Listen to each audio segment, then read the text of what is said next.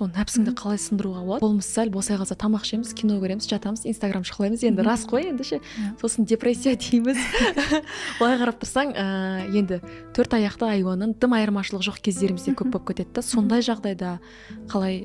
Негізі нәпсін сындыру деген ұғым дұрыс емес, потому что нәпс Аллахтан бізге берілді ғой. Не үшін? Нәпс андай ғой, шексіз ол. Шексіз. Представьте, сіз Аллах сізге салып берді бойыңызға шексіз нәрсені, шексіз қалаушылық бар ода, шексіз тойымсыздық бар деген сияқты. Енді ойлаңыз, сынып тастайсың. Ничего не хочет он, нәпсің. Даже өмір сүруді қаламайды ғой онда. Өмір сүруге де желание кетіп қалады ғой ол кезде.